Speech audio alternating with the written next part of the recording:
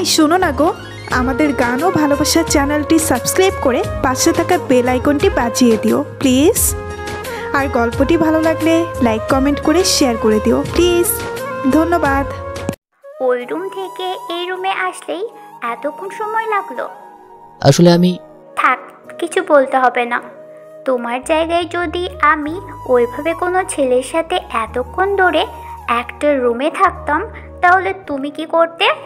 Konkona please আমার কথাটা আগে শোনো। আমি তোমার থেকে আলাদা করে আর কি শুনবো, তাও আবার নিজের চোখ কানকে অবিশ্বাস করে? সত্য তো এটাই হিমু, আমি তোমার ভালোবাসা পাওয়ার যোগ্য নই। আমি সব দিক থেকেই তোমার অযোগ্য। হিমু কিছু একটা বলতে যাচ্ছিল, এমন সময় শায়লা বেগম রুমে এসে ঢুকলেন। কঙ্কার দিকে তাকিয়ে বললেন, কঙ্কা, তুই কি মায়ার সাথে খারাপ ব্যবহার করেছিস? হিমু রাগে গর্জে উঠে বলল, তোমার কি মনে হয় মা কঙ্কনা তেমনটা করতে পারে? আর কেউ না চিনুক, তুমি তো ওকে খুব ভালো করেই চেনো। হিমুকে হঠাৎই এমন রেগে যেতে দেখে উনি বললেন, কি হয়েছে হিমু, আমায় সব খুলে বল তো। হিমু তারপর একে একে সব খুলে বলল। শায়লা বেগম প্রচন্ড রেগে গিয়ে বললেন, আর এখানে এক মুহূর্ত থাকা যাবে না, তোরা রেডি হ, আমরা আজই রওনা দিব। এখানে অনেক বড় ঝামেলা তৈরি হতে যাচ্ছে। শায়লা বেগমের কথা শুনে কঙ্কা স্বস্তি ফিরে পেল। সে চোখ মুছতে মুছতে বলল, মা, আমার এখানে একদম দম বন্ধ হয়ে আসছে।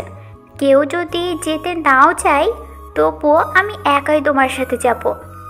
কঙ্কার কথা শেষ হতে না হতেই হিমুর বাবা রুমে ঢুকলেন। উনি বাহির থেকে সব কথা শুনছিলেন, তাই রুমে ঢুকেই শায়লা বেগমকে বললেন, সামনেই ঈদ, তাই আমি সিদ্ধান্ত নিয়েছি ঈদটা করেই এখান থেকে চলে যাব। কথাটা বলেই উনি চলে গেলেন। সেটা শুনে হিমু, কঙ্কা, শায়লা বেগম সবাই রেগে আগুন হয়ে গেল। মায়া হিমু ছোট চাচা চাচির সাথে গল্প করছে। ওনারাও কঙ্কাকে পছন্দ করেন না, ওনাদের মায়াকে অনেক পছন্দ।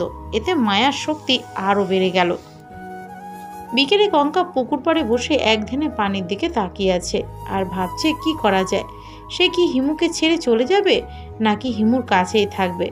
অথচ সে শুধু হিমুকে ভালোবেসে পাওয়ার জন্য এতদিন নিজেকে তিলে তিলে শেষ করে দিয়েছে। অনেক কষ্ট সহ্য করেও হিমুর কাছাকাছি থেকেছে। হিমু বাজারে গিয়েছিল কেনাকাটা করার জন্য।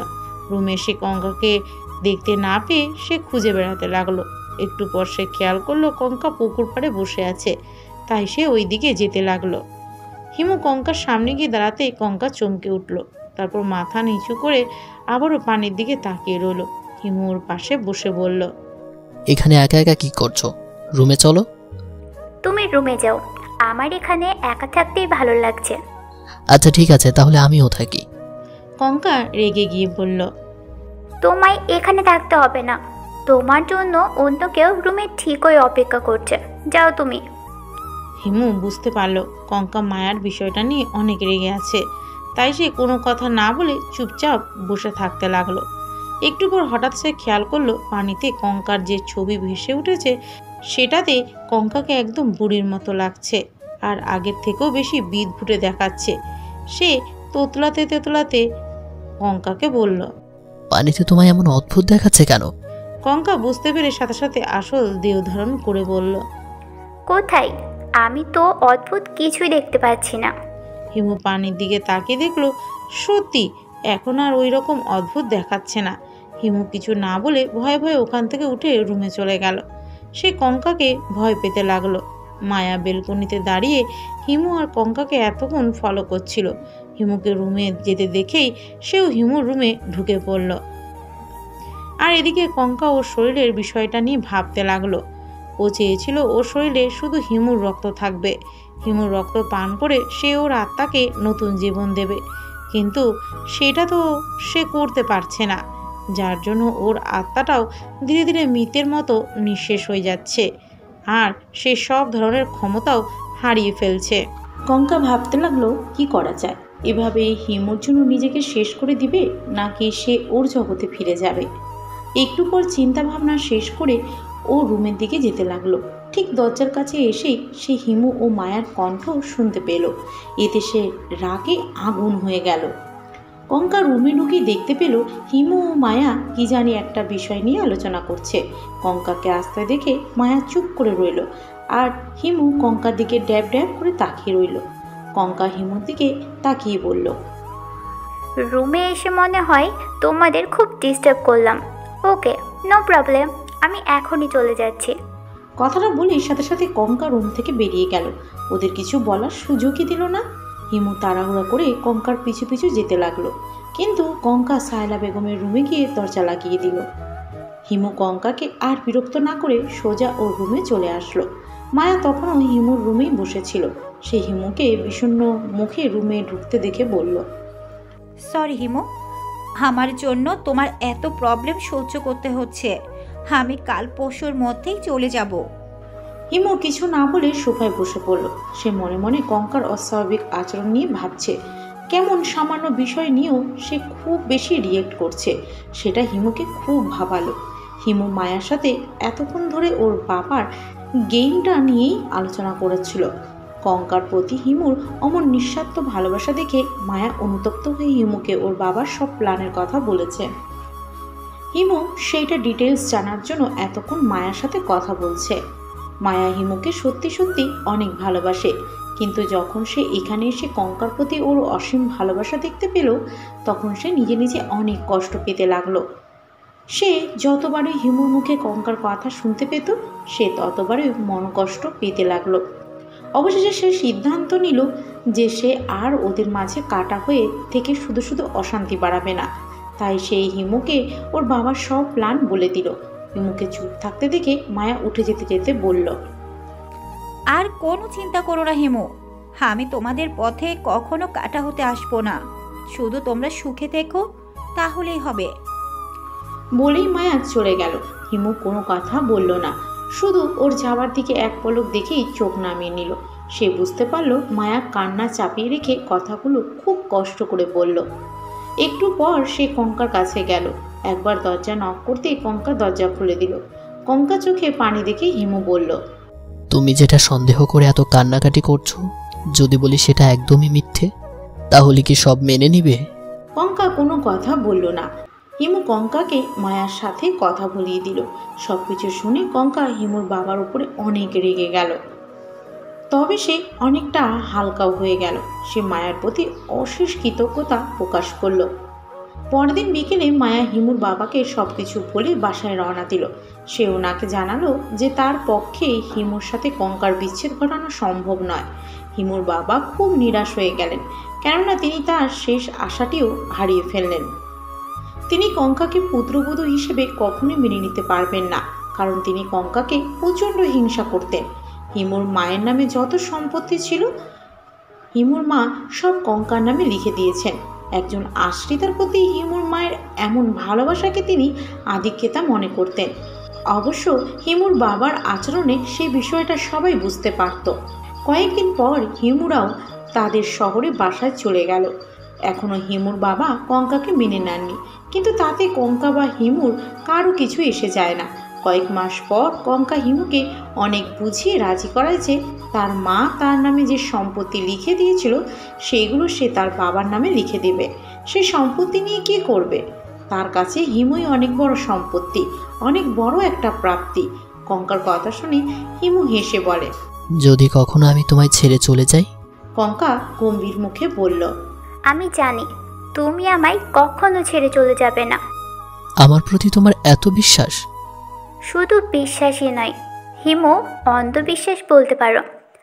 যে এরকম অনাথ মেয়েকে সব কিছু জেনে শুনেও ভালোবাসতে জানে, তার প্রতি বিশ্বাস রাখাটা অনেক কম হয়ে যায়। কঙ্কার কথা শুনে হিমুর চোখের কোণায় পানি জমতে লাগলো। সে জীবনে এই প্রথমবার কারোর ভালোবাসায় অভিভূত হয়ে কাঁদতে লাগলো। কঙ্কা হিমুকে কাঁদতে বারণ করলো না, বরং ওকে জড়িয়ে ধরে বলল, আজ তুমি কান্না আটকে রেখো না হিমু, আজ তোমার চোখ ভর্তি আমি সুখের জল দেখতে চাই আজই। হিমু কঙ্কাকে জড়িয়ে ধরে কান্না করতে করতে পাগলের মতো কিস করতে লাগলো। এভাবে কিছুদিন কেটে গেল। অতঃপর কোনো এক বর্ষাঘন সন্ধ্যায় কঙ্কা ছোট বাচ্চার একটা কাপড়ে ফুল তুলছিল। এমন সময় হিমু আধা ভেজা হয়ে বাইরে থেকে আসলো। কঙ্কা হিমুকে দেখে তাড়াহুড়ো করে বালিশের পাশে কাপড়টা লুকিয়ে রাখলো, কিন্তু হিমু সেটা ঠিকই আর চোখে দেখতে পেল। হিমু ফ্রেশ হয়ে খাওয়া দাওয়া সেরে বিছানায় গা এলিয়ে দিতেই তখনকার ওই ঘটনাটা মনে পড়ে গেল। সে বালিশের নিচ থেকে খুব কৌতূহলের সাথে বস্তুটি বের করে দেখল সেটা একটা ছোট্ট মেয়ের জামা বা ফ্রক। সে অবাক হয়ে দেখতে লাগলো। কঙ্কা কিচেনে প্লেট ধুয়ে রাখছিল। এমন সময় ওর মনে পড়ে গেল হিমু তো বিছানায় গিয়ে শুয়ে পড়েছে। তখনই সে প্রায় দৌড়ে রুমে চলে গেল। তারপর সে যে ভয় করেছিল সেটাই দেখতে পেল। হিমু ফ্রকটা হাতে নিয়ে নেড়ে চেড়ে দেখছে। কঙ্কাকে দরজার কাছে দেখতে পেয়ে সে হাসতে হাসতে বলল, এইটা কি তুমি পরবে নাকি? কিন্তু এইটা তো অনেক ছোট। কঙ্কা দৌড়ে গিয়ে হিমুর হাত থেকে ফ্রকটা কেড়ে নিল। তারপর সে রেগে গিয়ে বলল, মানুষের লুকিয়ে রাখা জিনিস দেখতে খুব ভালো লাগে, তাই না? হিমু সে কথার উত্তর না দিয়ে বলল, তুমি এইটা দিয়ে কি করবে শুনি? আমার তো খুব হাসি পাচ্ছে। কঙ্কা হিমুর কানে কানে বলল, তুমি বাবা হতে চলেছ? হিমু কথাটা শুনে কিছুক্ষণ হাঁ করে কঙ্কার মুখের দিকে তাকিয়ে রইল।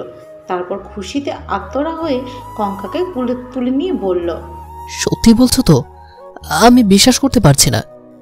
হ্যাঁ সত্যি। হিমু কঙ্কাকে কোল থেকে নামিয়ে নিয়ে বলল, কিন্তু ওইটা তো একটা মেয়ের জামা, তুমি কি করে জানলে মেয়ে হবে? কঙ্কা চোখ টিপে বলল, সিক্রেট।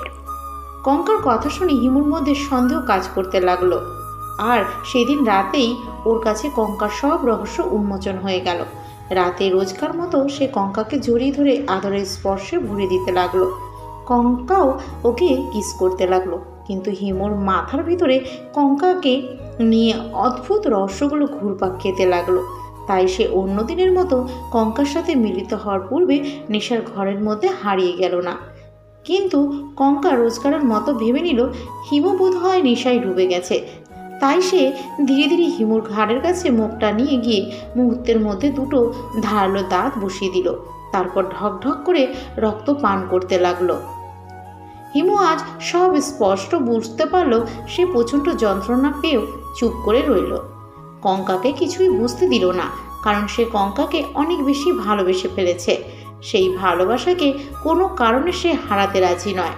সকালে হিমু ঘুম থেকে উঠে দেখল কঙ্কার মুখ চোখ সৌন্দর্যে ভরে গেছে। দিনে দিনে ও আরও সজীব আর প্রাণবন্ত হয়ে উঠেছে।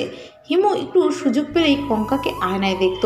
পুকুর বাড়ি নিয়ে গিয়ে গল্পের ছলে ওর প্রতিচ্ছবি দেখত, কিন্তু কখনোই আগের বারগুলোর মতো ওকে বিদঘুটে আর অদ্ভুত দেখতে পেত না। কঙ্কা প্রেগনেন্ট হওয়াতে সবাই খুব খুশি হয়েছে। প্রেগনেন্সির 9 মাসের মাথায় হিমু ওর মায়ের জোড়াজোড়িতে কঙ্কাকে চেক আপ করতে নিয়ে যায়। চেক আপ শেষে ডক্টর জানিয়ে দেয় কঙ্কা কন্যা সন্তানের মা হতে চলেছে। ডাক্তারের কথা শুনে কঙ্কা কিছুটা দ্বিধাগ্রস্ত হয়ে হিমুর দিকে তাকালো। ও দেখতে চাইল হিমু ওর ভবিষ্যৎবাণীর জন্য ওকে কোনো রকম সন্দেহ করছে কিনা, কিন্তু হিমুর মুখের দিকে তাকিয়ে ও অবাক হয়ে গেল। হিমু বিষয়টা একদম সহজভাবে মেনে নিয়েছে। হসপিটাল থেকে বাড়ি ফেরার পথে ওদের শিলার সাথে দেখা হয়ে গেল। শিলা রাস্তা দিয়ে হেঁটে যাচ্ছিল। হিমু ওকে দেখেও না দেখার ভান করে চলে যেতে লাগলো, কিন্তু কঙ্কা ওকে কার থামাতে বললে হিমু বিরক্ত হয়ে বলল, তোমার মাথা কি খারাপ হয়ে গেছে? এখন ওর সাথে কথা বলে কি নতুন করে ঝামেলায় জড়াতে চাও? হোক ঝামেলা, আমি তবুও কথা বলবো। কঙ্কা ঠিকমতো হাঁটাচলা করতে পারে না এখন, তাই হিমু কার থামিয়ে কঙ্কাকে ধরে নামালো। কঙ্কা আর হিমুকে দেখে শিলা দাঁড়িয়ে পড়ল। শিলার সাথে তার এক বান্ধবীও ছিল। কঙ্কা সোজা শিলার কাছে গিয়ে ওর দুটো হাত ধরে ফেলল। শিলা অবাক হয়ে তাকিয়ে বলল, কঙ্কা তুমি প্রেগনেন্ট? হ্যাঁ আপু। কতদিনের? এই তো আপু 9 মাস চলছে। কথাটা বলতে গিয়ে কঙ্কার গলা আটকে গেল। ওর চোখ পানিতে টলমল করতে লাগলো। ও শিলাকে জড়িয়ে ধরে বলল, আপু আমায় কি ক্ষমা করে দেওয়া যায় না? আমার জন্যে তোমার অনেক কষ্ট সহ্য করতে হয়েছে। কঙ্কার কথাবার্তায় ও আচরণে শিলার সব রাগ পড়ে গেছে। সে কঙ্কার চোখের পানি মুছে দিতে দিতে বলল, ধুর পাগলি, আমি ওই সব কি মনে রেখেছি নাকি? তবুও। কঙ্কা কান্না করতে লাগলো। রাস্তা দিয়ে লোকজন যেতে যেতে কঙ্কাকে দেখতে লাগলো। হিমু অস্বস্তি বোধ করে বলল, শিলা, তুমি একদিন আন্টিকে নিয়ে আমাদের বাসায় এসো। এখানে রাস্তায় আর কথা না বাড়ানোই মনে হয় ভালো হবে। বলেই হিমু কঙ্কাকে নিয়ে চলে গেল। শিলা তবুও তাকিয়ে রইল। সে মন থেকে কঙ্কাকে ক্ষমা করে দিল। কিছুদিন পরের ঘটনা। মাঝরাতে হঠাৎ কঙ্কার পেটে প্রচণ্ড যন্ত্রণা ওঠে। সে ব্যথা সহ্য করতে না পেরে কান্না করতে লাগে। হিমুর সাথে সাথে ঘুম থেকে জেগে উঠে কঙ্কাকে কাঁদতে দেখে বলল, শরীর খারাপ লাগছে? হিমু, আমি তোমায় কিছু গোপন কথা আজ বলতে চাই। আমার কেন জানি মনে হচ্ছে আজ না বললে আর কখনো বলার সুযোগ পাবো না। হিমু বুঝতে পারলো কঙ্কা ওকে কি বলতে চায়, তাই সে বাধা দিয়ে বলল, ওরকম অলক্ষণে কথা মুখে আনিও না তো, পরে অনেক সময় পাবে বলার। কিন্তু কঙ্কা হিমুর কথা শুনল না। সেই হিমুকে জড়িয়ে ধরে বলতে লাগলো, আমি রক্তচোষা পিশাচিনি। আমার বাবা মার কালো জাদুর অপব্যবহারের ফলে আমি অর্ধমানবী ও অর্ধ পিশাচিনী হয়ে জন্মেছি। কিন্তু আমি কখনো কারোর ক্ষতি করিনি, তোমার ছাড়া আর কারোর রক্ত পানও করিনি। আমি তোমাদের ভালোবাসায় নিজের রক্তের নেশাকে দমন করে রেখেছি এতদিন। হিমু কঙ্কার মুখ হাত দিয়ে চেপে ধরে বলল, চুপ, একদম চুপ। আর একটা কথাও নয়, আমি সব জানি, আমায় নতুন করে কিছু বলতে হবে না। কঙ্কা আশ্চর্য হয়ে গেল। সে কান্না থামিয়ে বলল, তবু তুমি আমায় ভালোবাসো? আমি তো ভেবেছিলাম সত্যিটা জানার পর তুমি আমায় ত্যাগ করবে। হিমু কঙ্কার কপালে একটা কিস করে বলল, তোমায় ত্যাগ করার আগে যেন আমার মৃত্যু হয় কঙ্কা। তুমি জানো না আমি তোমায় কতটা ভালোবাসি। কঙ্কা ব্যথায় কাতরাতে লাগলো। হিমু আর দেরি না করে ওর মাকে ডেকে আনলো। ওর মা কঙ্কার অবস্থা দেখে হসপিটালে নেওয়ার সিদ্ধান্ত নিল। কঙ্কা ব্যথার তাড়নায় একটু পরপরই সেন্সলেস হয়ে যেতে লাগলো আর বারবার সে মায়াকে দেখতে চাইলো। তাই হিমু মায়াকে খবর দিল। সূর্য ওঠার কিছুক্ষণ পরেই কঙ্কা সন্তান প্রসব করলো। ডাক্তার হিমু আর ওর মাকে গিয়ে বলল, আপনাদের মেয়ে সন্তান হয়েছে। বেবিটা পুরোপুরি সুস্থ আছে, কিন্তু মায়ের অবস্থা অনেক ডেঞ্জারাস। হিমু আর ওর মা দ্রুত কঙ্কার কাছে গেল। কঙ্কা প্রায় হাফ সেন্সলেস হয়ে শুয়ে আছে। হিমুর মা বেবিটাকে কোলে তুলে নিল। বেবিটা দেখতে একদম কঙ্কার মতোই হয়েছে। হিমু একবার বেবিটার দিকে তাকিয়ে সে কঙ্কার পাশে গিয়ে বসলো। কঙ্কার একটা হাত স্পর্শ করতেই কঙ্কা ধীরে ধীরে চোখ মেলল। কঙ্কার শরীর প্রচণ্ড খারাপ হয়ে গেছে। ওর চেহারাও একদম মৃত মানুষের মতো দেখাচ্ছে। হিমু সেটা সহ্য করতে না পেরে ওর মায়ের সামনেই কঙ্কার হাত ধরে কান্না করতে লাগলো।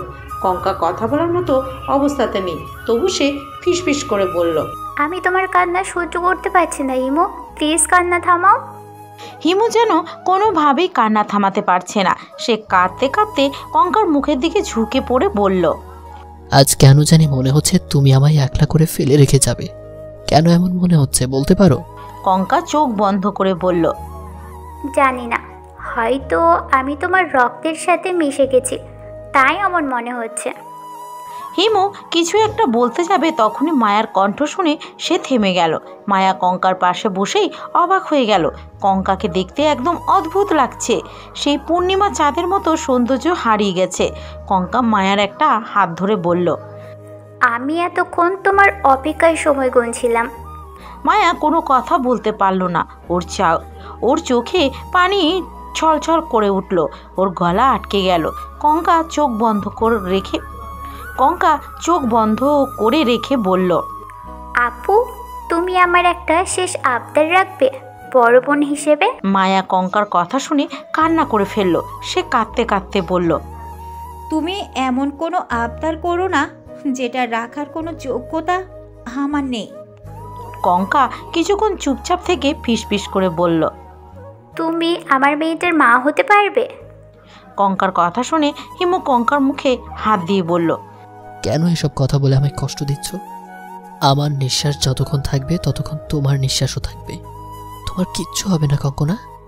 কঙ্কা হিমুর কথার কোনো উত্তর দিল না। ধীরে ধীরে ওর হাত পা নিস্তেজ হয়ে যেতে লাগলো। হিমু দ্রুত ডাক্তারকে ডেকে আনলো। ডাক্তার এসে চেক আপ করে বলল, সরি হিমু সাহেব, তিনি আর বেঁচে নেই। হিমু ডাক্তারের কথা বিশ্বাস করতে পারল না। সে কঙ্কাকে ধরে ঝাঁকাতে ঝাঁকাতে ডাকতে লাগলো, কিন্তু কঙ্কার শরীর নিস্তেজ হয়ে ঢলে ঢলে পড়তে লাগলো। দীর্ঘক্ষণ ধরে সে পাগলের মতো অস্থির হয়ে কঙ্কাকে ডাকতে লাগলো। শেষে শায়লা বেগম ওকে অনেক বুঝিয়ে সুঝিয়ে কিছুটা শান্ত করতে পারল। হিমু ওর মেয়েকে কোলে তুলে নিল। ও দেখলো মেয়েটা একদম কঙ্কার মতোই দেখতে হয়েছে। মেয়েকে দেখে ওর মনটা ভরে গেল। ওর অজান্তেই চোখ দিয়ে এক ফোঁটা পানি গড়িয়ে পড়ল। আর সাথে সাথে ও শুনতে পেল কঙ্কা ওর কানে ফিসফিস করে বলছে, তোমার কান্না আমি একদম সহ্য করতে পারছি না হিমু, প্লিজ। হিমু অবাক হয়ে চারপাশে তাকিয়ে দেখলো। তারপর নিমিষেই ওর ঠোঁটের কোণে এক চিলতে হাসি ফুটে উঠল। কঙ্কাকে শেষবার দেখার সময় হিমু ওর ঠোঁটে একটা গভীর চুমু এঁকে দিল।